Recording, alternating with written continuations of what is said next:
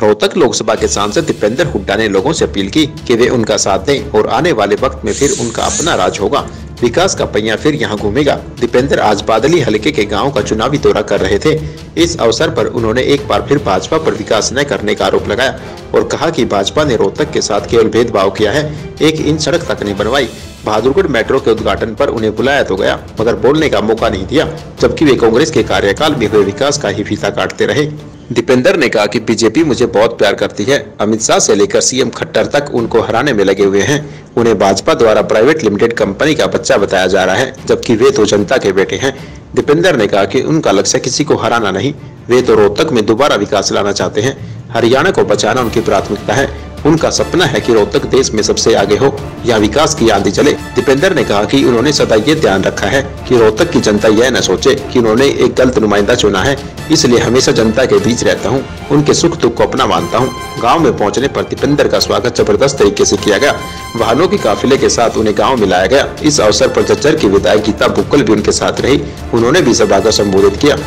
आपको बोलने नहीं देंगे, आप स्टेज पे बैठ जाओ, मगर आपका बीजेपी के सारे मंत्री बोलेंगे, आप बोलोगे नहीं। मैंने ये क्या बात है, मैं कोई व्यक्तिगत तौर पे थोड़ी आपने न्योता दे रखा है, मैं आया हूँ, मैं तो रोहतक के लोकसभा के सांसद बोलता तो मैं क्या कहता, यही कहता कि बहादुरगढ़ की मेट्रो को कुछ आगे लेके जाओ, आगे बढ़ाओ। यहाँ तक तो हमने आए थे, मैं खैर बोलने नहीं दिया और मैं आज कह के जाता हूँ। हमें 5 साल मिले थे, 2009 में फैसला हो गया था भारत सरकार का कि मेट्रो दिल्ली से बाहर जाएगी। 2009 से 14 तक आपकी सरकार थी। 5 साल में 4 शहरों को मेट्रो से जोड़ने का उस समय काम आपकी सरकार में, हुड्डा सरकार में हुआ। गुड़गांव, बल्लभगढ़, फरीदाबाद और बहादुरगढ़ 5 साल खट्टर सरकार को मिले। मेट्रो का एक नया खंबा आगे नहीं बढ़ा और आज मैं कह के जाता हूं, आपकी सरकार आएगी, आपका राज दोबारा आएगा। पहले भी 4 शहरों को जोड़ा था हमने, और जब सरकार बनेगी तो रिठाला की मेट्रो को खरखौदा तक, बहादुरगढ़ की मेट्रो को सांपला होते हुए रोहतक तक और नजफगढ़ की मेट्रो को बादली होते हुए झज्जर तक लाने का काम करेंगे।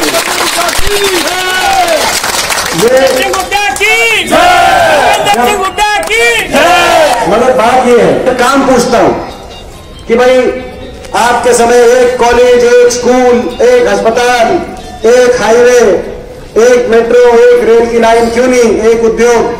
जब मैं काम पूछता हूं तो जवाब बीजेपी वाले देते हैं, एक जवाब देते हैं कि काम की बात नहीं बताएंगे, तो किए नहीं क्यों कर बताएं, बोला काम की बात नहीं बताएंगे और कुछ भी करना पड़े दीपेंद्र को हराएंगे। यह बात है ना, कुछ भी करना पड़े दीपेंद्र को हराएंगे। मेरे से बहुत ज्यादा प्यार करती है बीजेपी, मेरे से इनका खास जो है। चलो अमित शाह आए, अभी अमित शाह हिसार आए हुए थे 1 महीने पहले, अगले दिन बयान छपा कि अमित शाह जी ने कहा कि भाई मेरे को सुकून तब मिलेगा जब रोहतक से दीपेंद्र हारेगा। अरे भाई ये भी कह सकते थे कि 10 की 10 सीट बीजेपी की, जो कहते हैं सारी पार्टियां, बोले तो सुकून तब आएगा जब रोहतक से दीपेंद्र हारेगा।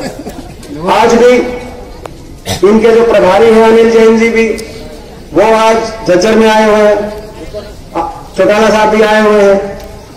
आज भी कल मुख्यमंत्री जी बड़ी बहू आए हुए थे, उससे 1 दिन पहले मातन हिल आए हुए थे, उससे 1 दिन पहले बहादुरगढ़ आए हुए थे। खट्टर साहब का बयान आया, आपने पढ़ा होगा, रोहतक में पहुंचे और बयान दिया कि दीपेंद्र प्राइवेट बच्चा है। अब ये प्राइवेट बच्चा क्या होता है मेरे को पता नहीं, मैं तो आपका बालक हूँ, मेरा प्राइवेट बच्चा है।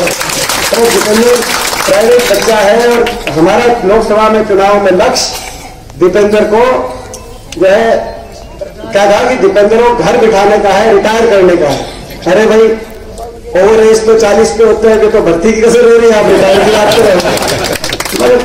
मगर हमारा लक्ष्य उनका लक्ष्य हो सकता है। प्रेस वाले मेरे से पूछ रहे थे कि जी सारी बीजेपी आपके पाछे लाग रही है, आपने टेंशन तो नहीं है। मगर मुझे कोई टेंशन नहीं, मगर ये जो सारे लाग रहे हैं इनने किस बात की टेंशन, इनसे पूछो भाई, इनने टेंशन हो रही है। तो देखो लक्ष्य हमारा किसी को घर बिठाने का नहीं, किसी को पराजित करने का लक्ष्य राजनीति में नहीं होता। लक्ष्य हमारा लक्ष्य हरियाणा को बचाने का है, हमारा लक्ष्य हरियाणा को इनकी राजनीति से बचाने का है। हमारा लक्ष्य हरियाणा में और अपने इलाके में विकास के पहिए को दोबारा से घुमाने का है। हमारा लक्ष्य छत्तीस बिरादरी के भाईचारे को मजबूत रखने का है, चट्टान की तरह मजबूत रखने का है। जैसा 10 साल अपनी सरकार में जैसा भाईचारा मजबूत था, उस चट्टान की तरह छत्तीस बिरादरी का भाईचारा मजबूत रखने का है। हमारा लक्ष्य महम के अंदर एयरपोर्ट, जो महम से लेकर नोएडा चले गए, उसको वापस महम में लाने का है। हमारा लक्ष्य भागलपुर की मेट्रो को रोहतक तक और नजफगढ़ की मेट्रो को झज्जर तक लाने का है। हमारा लक्ष्य हमारा विकास के मामले में हमारा लोकसभा क्षेत्र देश में सबसे आगे पहुंचे और हरियाणा इन लोगों से बचे, हरियाणा में दोबारा से आपका झंडा बुलंद हो, ये हमारा लक्ष्य है। तो मैं आपसे आखिर में एक ही बात कहते हुए, अपनी बात आखिरी बात कहते हुए खत्म करता हूं।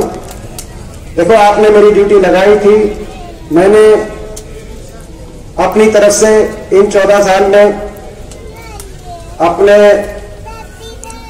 पूरी कोशिश करी, पूरी ईमानदारी से, लगन से, मेहनत से, घर बार की बिना परवाह करे, किसी बात की बिना परवाह करे, दिन रात लग के मैंने यही कोशिश करी कि मैं उस ड्यूटी को निभाऊं, अच्छे से निभाऊं, ताकि कभी आप उल्हाने में ना हो कि आपने गलत बालक के हाथ पे जो है आशीर्वाद का हाथ रखा है।